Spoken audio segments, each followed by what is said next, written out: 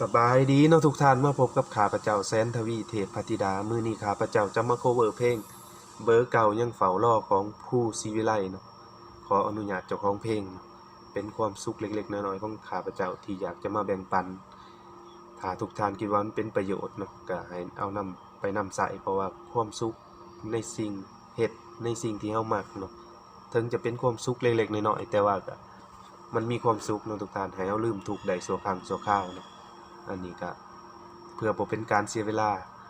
ก็ไปรับชมรับฟังกันได้เลยเนาะกับเบอร์เก่ายังเฝ้ารอ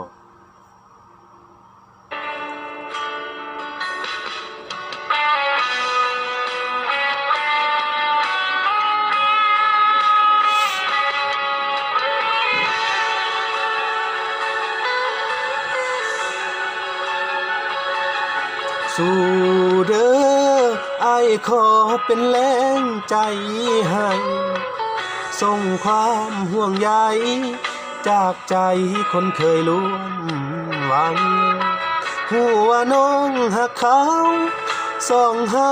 จึงแยกกันยังหมดสิทธิ์ได้เดินเคียงข้าง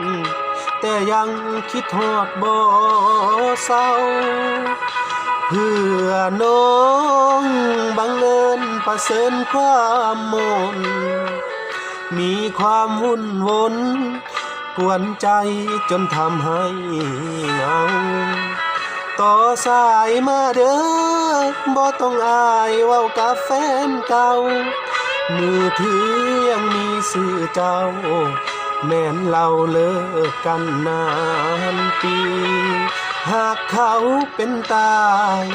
อย่าลืมหาทางส่งข่าวแม้เพียงถูกเศษความเหงาอย่าเก็บไว้เด้อคนดี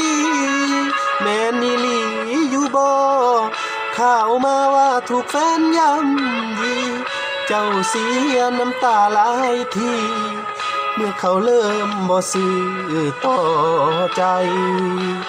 ห่วงเด้ออยากเจอแต่คงไม่มองคือว่าล่ะเนาะเรื่องของเขาบอกกล้าก้าวกายหากมือใดเขาทิ้งเจ้าไปมีผู้ใหม่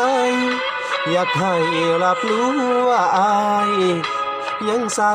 เบอร์เก่าอยู่เด้อ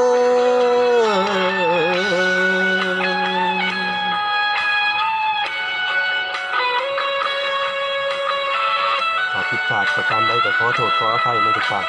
เป็นนักร้องมือสมัครเล่นเป็นมืออาชีพนะห้องเพื่อความสุขของตัวเองคลายความเครียดในทุกๆมื้อในทุกการข้าพเจ้าส่วนหลายจะมักแต่เพลงแบบซึ้ง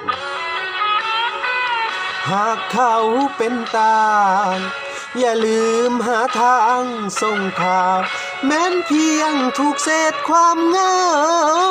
อย่าเก็บไว้เด้อคนดีแม่นอีหลีอยู่บ่ข่าวมาว่าถูกแฟนย่ำยีเจ้าเสียน้ำตาหลายทีพอเขาเริ่มบ่ซื่อต่อใจห่วงเด้ออยากเจอแต่คงไม่มองคือว่าล่ะเนาะเรื่องของเขาบอกกล้าก้าวกายหากมือใดเขาทิ้งเจ้าไปมีผู้ใหม่ให้เฝ้าโทรส่งข่าวอายยังใส่เบอร์เก่า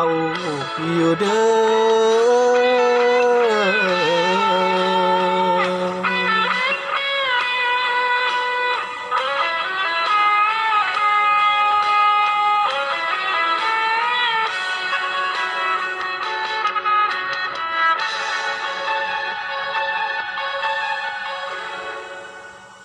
ขอบใจนะ